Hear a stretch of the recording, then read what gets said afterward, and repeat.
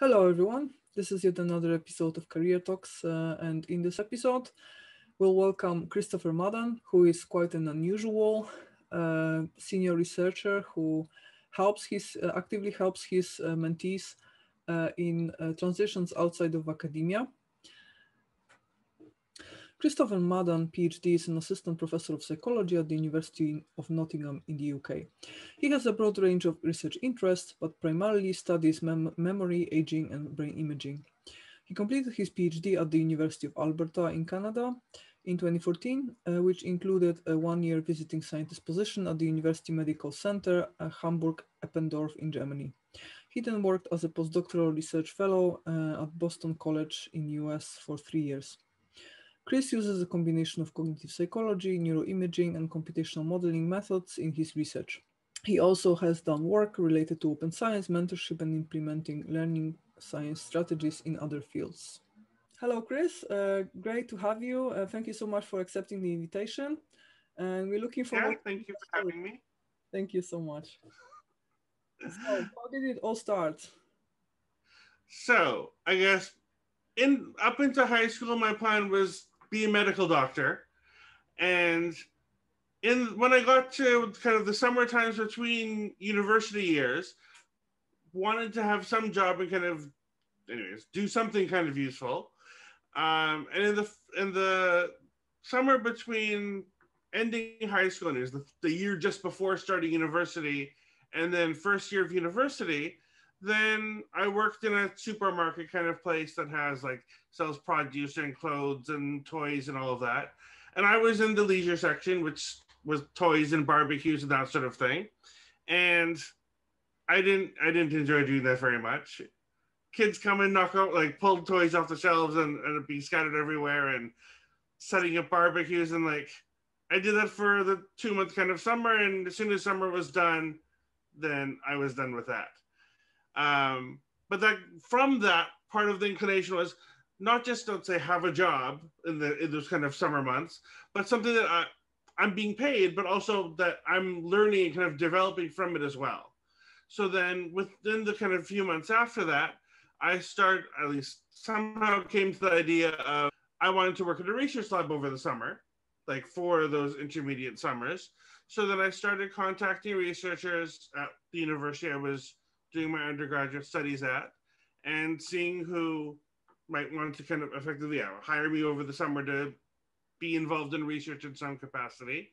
And there are some kind of, as I did my studies in Canada, there's some Canadian federal kind of funding agency things specifically for undergraduate research. So with the kind of suggestion of applying to those and otherwise still kind of seeing what options might be there.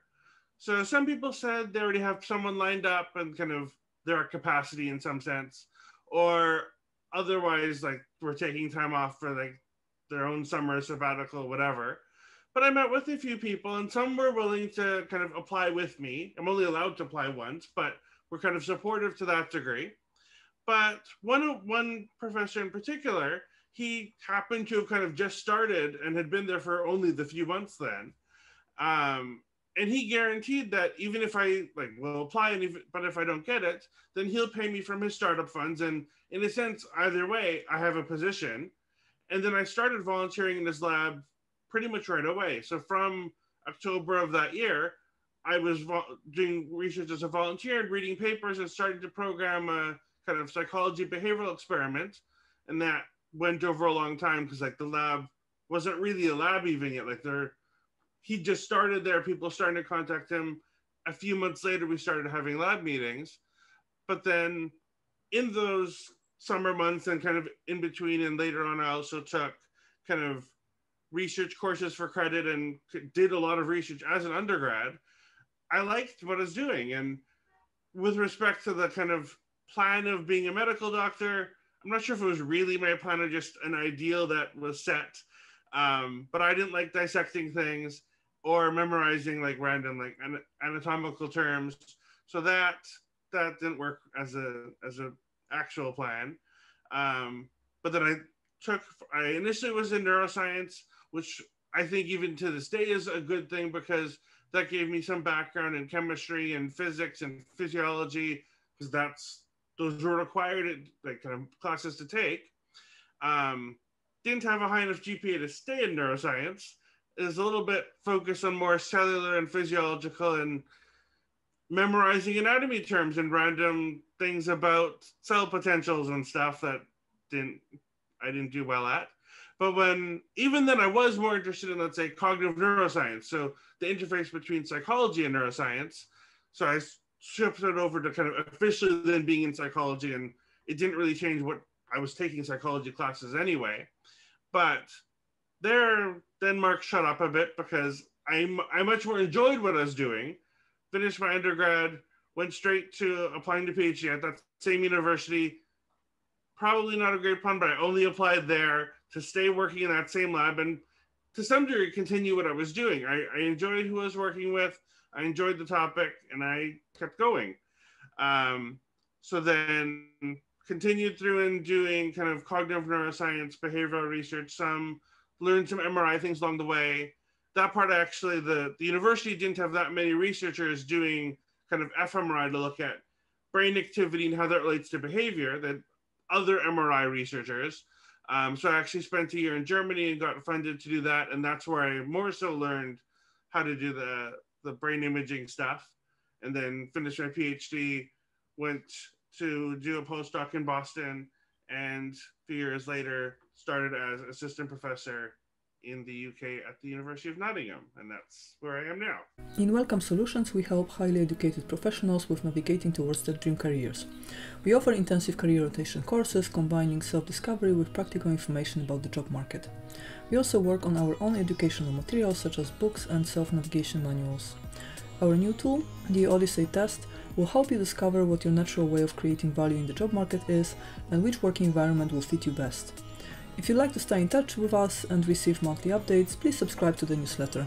Okay, all right. Well, interesting story. And can you tell us a bit about your activities as a person who is involved in mentoring in academia? And because from what I know, you're actively involved in developing better mentoring programs. And could you tell us a little bit more about what you do and what your vision is? Sure.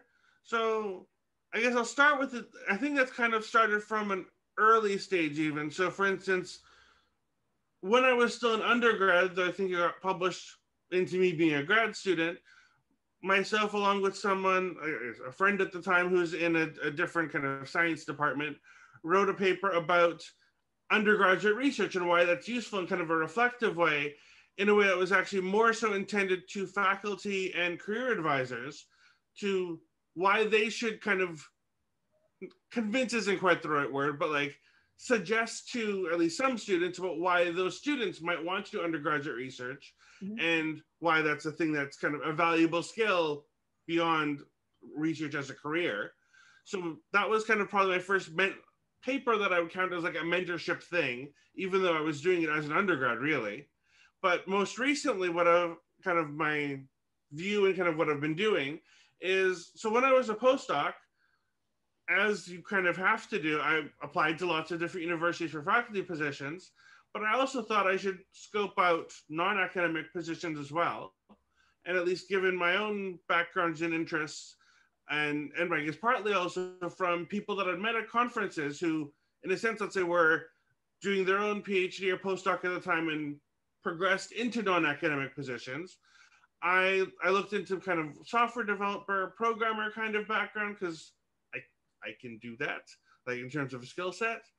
And one of the other things that came up was someone I know went into working for a pharmaceutical company in doing fMRI research. So effectively, when drugs are being developed, like with the kind of cognitive effects kind of in mind, when they're at least past, like it's not safety as much of an issue, but like in terms of what are other effects and how does it work in some ways. The idea is, let's say, do a small sample study over like kind of longitudinal, like on and off a drug over some period of like taking it for a few weeks or something, and just, let's say, developing a cognitive battery of tests that you would do to, let's say, measure emotional processing and how that might be affected by drug that's being developed. So that's not a thing that I'd done, but that's something that like had a lot of overlap in the skills, and effectively it's still a research position. It's just instead of having a larger sample and trying to be generalizable and publishable like as a paper, it's more about the development and kind of probably just be an internal report, but the methods of what you're doing are actually very similar. So someone I talked to and basically did a kind of informational interview told me about like what his day-to-day of his job is and how he came to do that. And it is still a little bit of a limited type of position because there's only so many big pharmaceutical companies that would also do MRI research of that sort, but it's an option still. So I looked into these things and I was able to kind of stay in academia as I wanted to, but now I'm in a different role. Like now I'm a PhD supervisor. I'm supervising a few PhD students. One of them is actually finished in the last few months now. Two of them are kind of in their writing up stage now. Some of them are earlier on. And now I'm in a different role where I feel like as a supervisor, even though I'm obviously in academia, not, I guess as a broad thing, I think a PhD is not a kind of commitment that you have to stay in academia, but you learn skills across a variety of things. And kind of also, I think it's important to kind of tailor from the supervisor's perspective, then what kind of tasks in some sense, and what is a student doing? Like if someone's more interested in science communication, maybe they should be more thinking about like writing review papers and short kind of opinion perspective things. Obviously still like the degree requirements need to be satisfied, actual like research needs to be done, data analysis, data collection, whatever that means in a given field. But to the degree that there's flexibility, kind of adjusting. If someone is more interested in data analysis and kind of wants to go to a data science path, maybe they can be involved in some other projects beyond, again, PhD focus, that there would be a co-author and they're kind of in an analysis role, but maybe don't, in a sense, have to worry about the intro background that's on me as a supervisor or just someone else in the project. But creating opportunities to help tailor it to given students, and definitely talking about non-academic positions, at least to the degree that I can, and know other people that have got into them, and show that those are options and try and facilitate that as best I can. But definitely kind of an open discussion about career path and try to make it as kind of clear as I can that I'm not expecting that students kind of should tell me that like, oh, they want to stay in academia even though they don't want to because they feel kind of obligated to kind of, but give me the most honest answer that they think at the time, and that obviously also can change over time. And I'll do my best to try to just discuss it and share what I know from being in academia and that kind of system of still after a PhD. I know plenty of people that went into other things, and sharing that and trying to talk it out and do the best that I can to supervise them, not just in the PhD, but more as a career development kind of role. Right.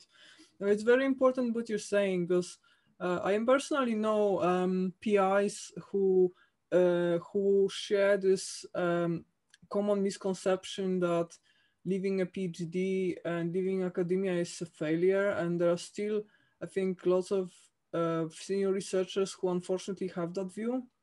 Yeah. Although, obviously, when you look at the numbers, it's clear that there is no enough room for everyone. So even statistically, it's just impossible, and it should by no means shall it be taken as a failure if you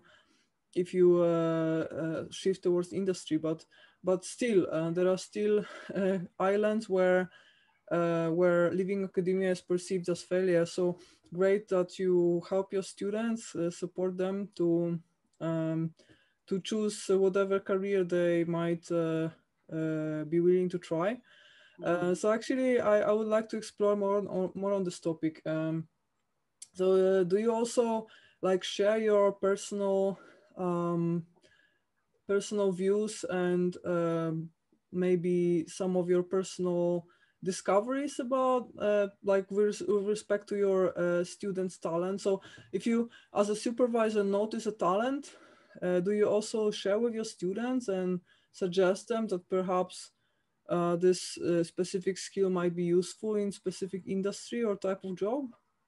At least I try to. It's still it's a complicated subject, I feel like, because part of it is, and I guess you can kind of establish things over the years, but how comfortable is, I guess, at some degree it's more on the student side, how comfortable are they talking about their career plans beyond the PhD? Because like they're there in some sense a specific role, but how much can you talk about, in a sense, the broader view? Mm-hmm. And at least definitely should kind of complement things that are done well, even if it isn't kind of with the larger career view. Like if something like written work is like intro, background, lit review kind of stuff is done really well, communicate that. Some stuff with data analysis are kind of solving a problem that mm-hmm. seemed complicated and like was a skill to do and not just kind of something that's obviously should be expected. Then try and convey that as best you can. And then I'd say more in terms of then having that in the back of, like for my, as a supervisor, having that in the back of my mind, so that when there are these discussions that are more career focused, then bring those up. Like say, like, I noticed that you did well at this, like what do you think of that kind of thing as kind of a career trajectory? So I guess one thing along those lines that I've done is, so I have weekly lab meetings with my research group, and effectively it ended up being starting from December-ish last year. Then I suggested, and everyone seemed on board with, that for the first lab meeting of the month, mm-hmm. then that one's kind of more focused on professional development in some capacity of that. So sometimes that's still like reading something about more kind of career development, or it's not, some things aren't necessarily professional development, but beyond the research itself. So for instance, some students are more towards finishing up. There's a paper that I read on thesis examiners and kind of what are they looking for in a thesis. Mm-hmm. And that was one of the things we read and kind of reflected on. And that paper itself was across different fields. So we could talk about like how from that, like different expectations might be there in terms of things being publishable, or kind of what state a research should be at for like novelty or something. Mm-hmm. But things kind of beyond just the topic that you're studying and the kind of obvious focus, to have some kind of growth and development. And like there's papers about these things. I've been writing some of that now. And I guess part of actually what I really was doing then, not really trying to sell it, but so I've been working on a book that I call Academia and the World Beyond.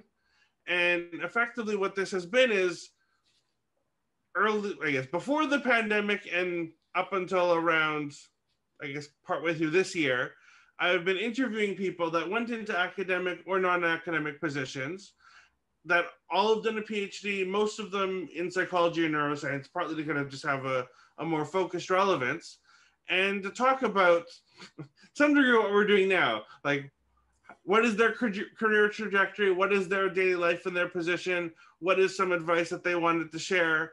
And then as these were getting finished, I, in a sense, had early access to the content.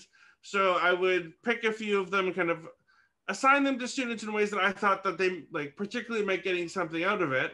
So for a given lab meeting, each student read a different chapter, a different interview, and tried to kind of distill in like something they found interesting or something particularly like with the advice that they found useful.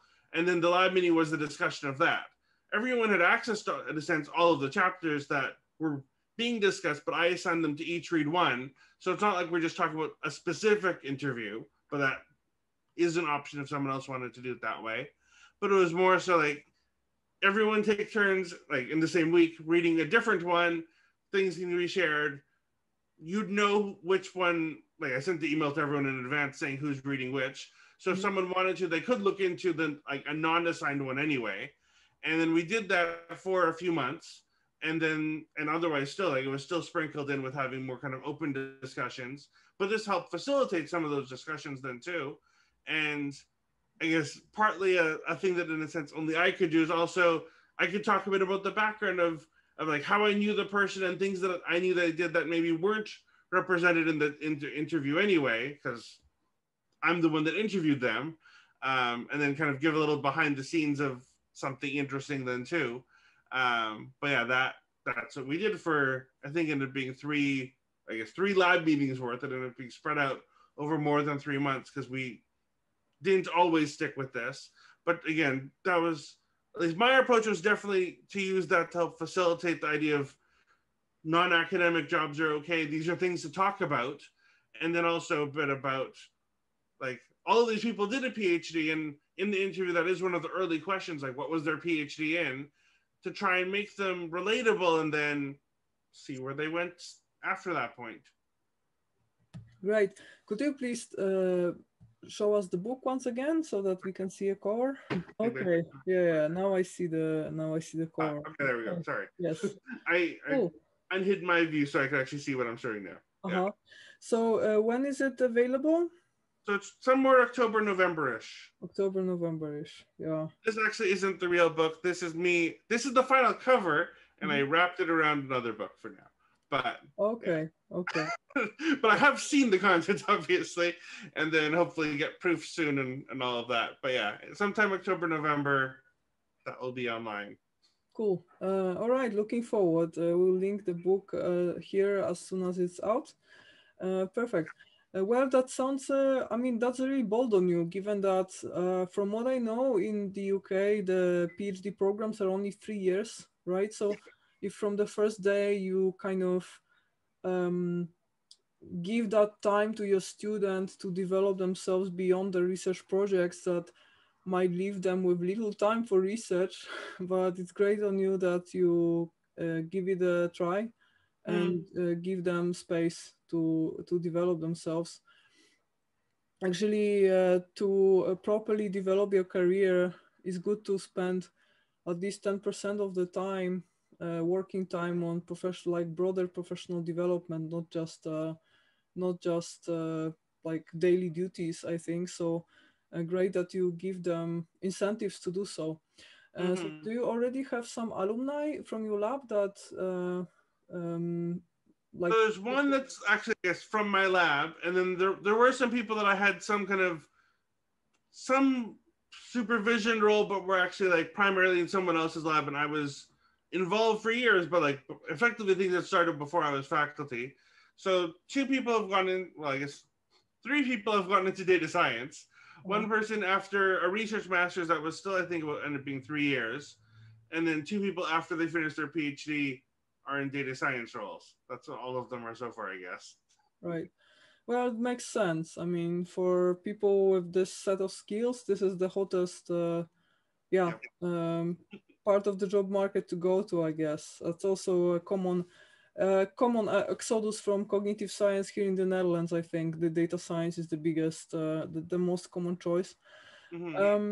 Yeah, okay, so maybe it would be an idea to create some form of alumni association, you know, the alumni from your lab.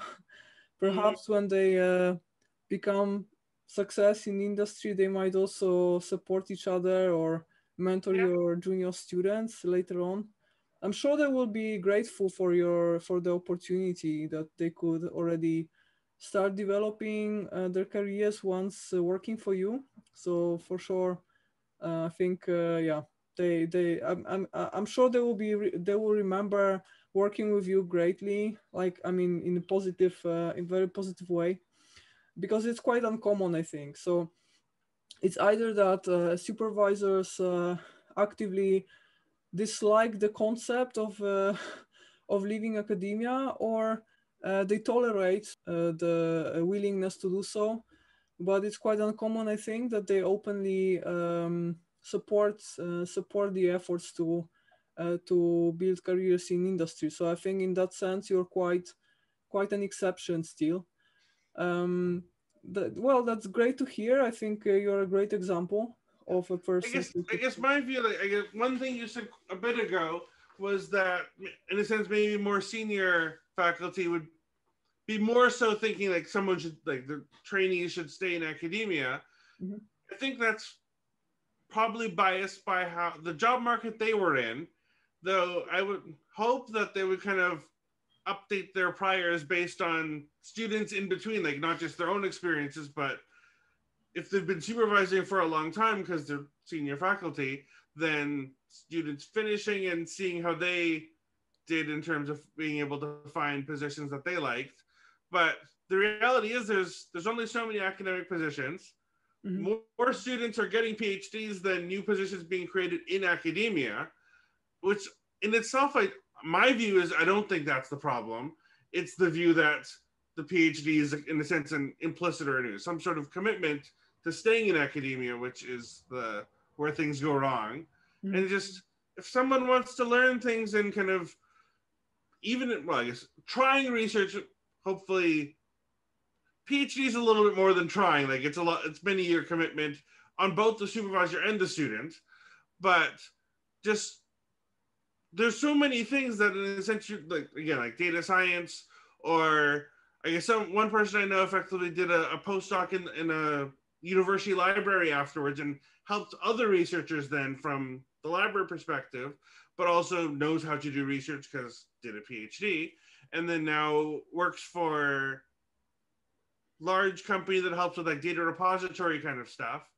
Like, there's a lot of things out there that are useful. Like, if you're going to go into science communication, having a PhD and be able to kind of read the primary work that you're attempting to communicate more broadly, PhD is useful for so many things.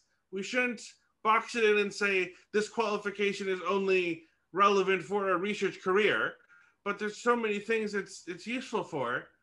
And then ideally, I'd still say a bit of tailoring of like for a given student and what their kind of planned path is. Mm-hmm. Beyond the degree requirement stuff, as a supervisor, what should someone, not just me, but like whoever's in that role, can do to make that a little bit better, to like make that person more competitive in what they want to do? That just makes sense. Like, the student's not there to be your assistant or like to do your research. They're there because they want to learn stuff and do research that is obviously relevant to supervisor's expertise, but that's not the extent of it. Mm-hmm. It's their career development. It's their, how many hours a week is the supervisor spending on the student's kind of in supervision of a singular student versus the student being a PhD student. Right. Yeah, it only makes sense that it should be this way around of trying to facilitate that development. Right. Greatly said. And I agree with you that PhD like gives a lot of options. That's also a common problem to PhD graduates, what to choose, because they might develop in different directions. So it's also a curse of abundance. And one thing that PhD is definitely useful for, that is often like overlooked, is that, well, today, especially after the Corona crisis, the job market changed and the dynamics has changed. So today, the remote work is becoming it's becoming a default mode of working, and in this new reality, we can no longer compete on the prices of our work. We have to compete on the quality, and what PhD also gives is credibility. Yep. And if you have a PhD next to your name, it's some stamp of quality, and this is priceless when it comes to competing with all the other professionals out there.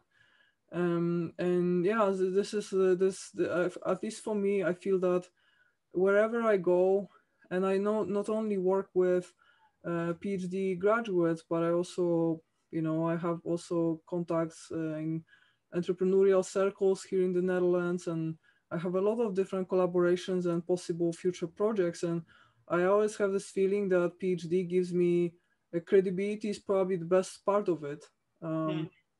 And yeah, like if you have that doctor title in front of your name, people trust you, and this like trust is just priceless today. Yeah. Right. Okay. So what type of advice could you give to like young researchers, maybe those who are just starting PhD studies? Is there anything in particular you would like to share with them? I guess on a project and kind of research things, do what you're passionate about.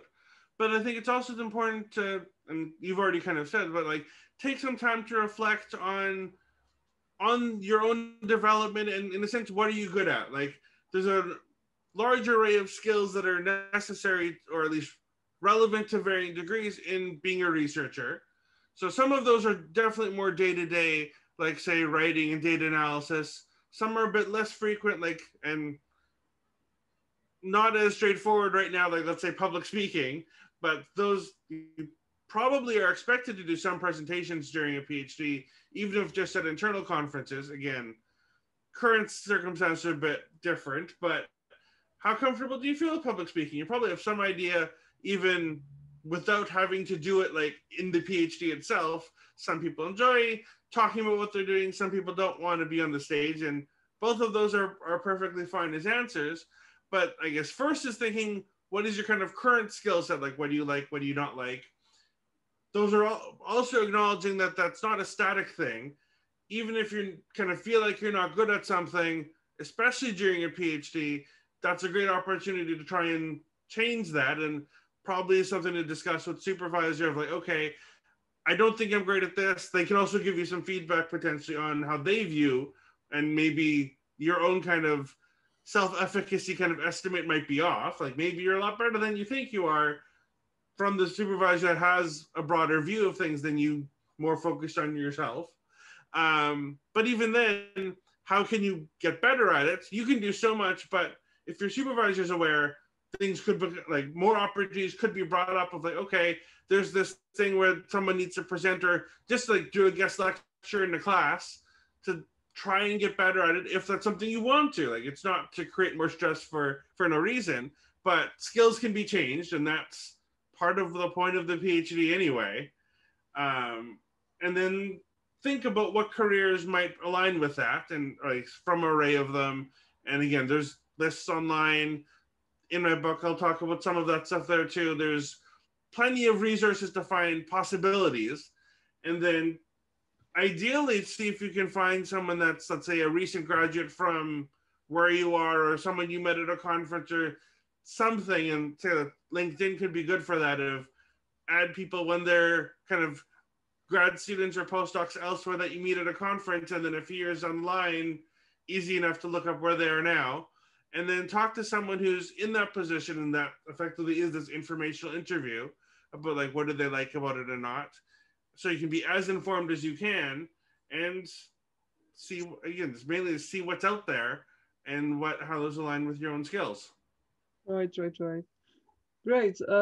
Okay, so lastly, is there anything that you might have done differently if you had the chance to, to launch your career again? Is there anything that you think, any decision that you regret today, or anything that you might do differently? So it's my current answer, which is something I think about quite a bit, is only partly career relevant, but I think it's enough so that's what I'll go with. So with academia, for now I'll say with academia, but it is a broader thing than that. One problem that many experience is called the two-body problem of meeting someone, let's say during grad school, or I'll just say during grad school, and then figuring out how to both find jobs thereafter is a complication that many people deal with. My approach was, I'll wait until I get a stable job, effectively kind of around now, but a bit earlier than like literally today. And then I'll try and find someone after that. That doesn't work as straightforward as I thought. Because in grad school, you meet lots of people, both in your department, like somewhat depends on circumstance, but like maybe you have a cohort that was admitted the same time as you. You know, some people in years kind of more senior and more junior as time goes, go to conferences, and kind of your cohort in a broader sense also exists. But after that, as a postdoc, it's harder to meet new people. I guess conferences still are a thing, but it's different dynamic than grad school, where especially if you had classes during that, which really kind of bring your cohort together and have a singular like confused about something that happened in a lecture. But when you get to faculty, not so straightforward to, let's say, meet someone in another department that doesn't work the same way.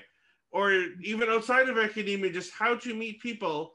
Mm-hmm. I guess the general advice seems to be figuring things around hobbies. Mm-hmm. I don't really have those. I just like academia a lot in different ways, and then that complicated. Like within academia, I feel like I have more specialties than most, but I don't really have outside of academia, like gardening or cooking or wall climbing, and I don't do any of those things, and I'm quite introverted. So meeting people gets hard later on, or at least, again, it might vary by personality traits then as well, but that I underestimated how how easy or difficult it is to meet people at a later career stage, and just assumed it would be same as where I was at the time, and that was not the right decision. I don't really. Okay, so are we looking for a girlfriend for you right now? What are your requirements? What are your requirements? Like maybe when maybe there is someone suitable who is watching this material. So maybe it's good if you list your expectations and then let's see. I guess preferably would be someone in UK area. The UK itself is pretty small, so things can be figured commuting in middle points for that. Yeah. Someone I guess that's has ambition in something. Like topic in a sense doesn't matter. It's just something that they care about, and I guess she cares about, and is important. Academic or not, either way is fine. Just like I guess professional in a life degree kind of setting. Like doesn't need to be employed by a university, but I guess ideally a PhD to also understand, let's say, what I'm doing, because I'd like to be able to talk about the research and stuff I'm doing. And even if it's a PhD in a different field, there's more understanding than someone else who, let's say, only has a bachelor's and then went somewhere else kind of life-wise. Like that, nothing against that, but there's a difference in how easy it is to relate. Ideally has lived in different countries. That probably makes things more complicated, but also makes someone easy to relate to, because UK is country number 4 for me. Right. So I don't know. I perfectly understand, and I have to say that it's often the case that hardworking people are quite discriminated, and I feel this is to such an extent that you are too afraid to admit that how hardworking you are. So if two hardworking people meet on the meetup, they both pretend that they have lots of hobbies, and you are kind of, you feel compelled to put all these photos of yourself, like photos from vacations, on social media to just stage your social life, just admitting openly that you're hardworking and your biggest fun is at work is not really perceived in a positive way. So I can relate. And okay, let's I wrote it down, so I will keep my eyes open. But I also understand that if you have like too much disproportion in education, then even if the other person can technically understand you, there might be some competition in a relationship. So like I can see that if one person is a professor, the other one is a bachelor's graduate, there might be some just hidden competition and tension. So I get it. It's really important to have like similar like careers. Well, even in academia, there's funny competition. It makes it easier to compare, like how many papers in the last year, and then that's a whole other thing that I have seen happen. Well, that's true as well. Okay. Yep. Okay. Like keep my eyes open. Let's hope that some nice lady watches this episode and gets the concept of contacting you. Okay, perfect. But I get it. I mean, I totally understand. I think there are quite a few people who could say the same. That they kind of keep on working, hoping that one day when everything is in place, like their career is sorted out, then time comes for another stage, and then they discover that everybody else is already taken, or something like that. Or that I get it. But hey, I mean, it's we keep positive here. So I'm sure there will be some very nice lady soon that that arrives on the horizon. Okay, perfect. Thank you so much, Chris, for all your insights and for being so supportive to your students. I'm sure like they must feel lucky that they came to your lab, and thank you so much for that. Okay, and for you guys who came to the end of this episode, hey, we are looking for a girlfriend for Chris. So if you have if you know anyone who knows anyone, let us know below. And thank you so much for watching. Till next time. Thank you, Chris. Thanks.